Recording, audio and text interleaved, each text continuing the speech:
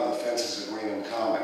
And the motto was, better on their fence than ours, because there was nothing there. That's the truth. We all knew it. That's why PRP is in place. That's why security. I was a combatant. I wasn't a police officer. I was a security specialist. I had the acronym SS, which is kind of Peter's Jewish. I didn't. It can be dark. But at the end of the day, 32 years, I found the joy in my life. Everything that happened led to me with my son, who was 11, all of it. And it was a goddamn train wreck for a long time. A lot of damage to all of us. A lot of shockwave damage to our families. A lot of negatives. I have found in my last quarter of my life, I guess you don't live much past, but anyway, that I've chilled out and mellowed out a lot. But you had to be, I guess, my mindset. They just pissed off the wrong New Yorker, and that's what it meant. And there's a lot of controversies. It's not controversial to me, though I do keep learning about the event. I don't know everything, but I know a lot. And a lot more than I did as a 19-year-old young guy. And we did believe in our government. That's why we're serving. I went in only 4 years after Saigon fell. You have to remember the era. These events happened 2 weeks after John Lennon was shot in New York. This puts it in context. There are many people in this room that weren't born yet. So it's even hard to imagine the era. I never envisioned this. I never envisioned that I'd be able to co-author a book, the only first-hand account on the events.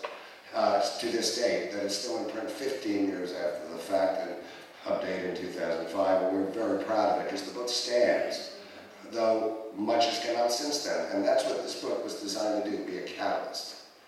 And it worked. Lots come down.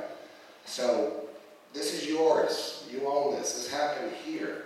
I will mention the Tanglin campsite where many of you are staying would not allow Gordy to put posters up on this event, and I would respectfully remind them that a number of their campers, I'm sure, are simply there to look at that forest for those simple reasons. So it's almost like kicking the cash cow in the ass, isn't it, a little bit? Sooner or later, they'll catch on to it and have a museum here and all that stuff like Roswell, but they're going to go slow. They've got the singing festival in the Maltings, and that's all cool, all that. But this is also part of your history, and I know some farmers don't like it or whatever, especially the woman that owns that field who attacked me with her horse years ago and made a fool of her daughter. Was you remember that? And there's some characters.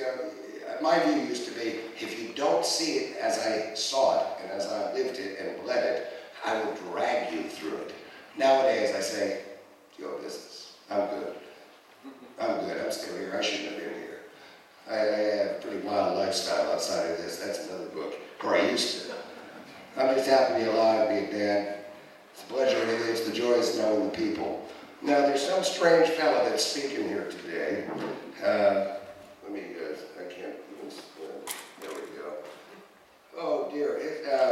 Peter Robbins is one of America's best known and most respected UFO investigative writers. That's true.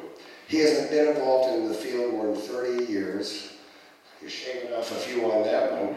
As a researcher, investigator, writer, speaker, activist, author, brevity is not in his eye tag at all, though this is a shorter one. He has lectured extensively on both sides of the Atlantic, appeared as a guest, and been a consultant in numerous TV and documentaries. He is also the co-author of, along with some guy, Larry Warren, on the book Left at Eastgate. His talk will update the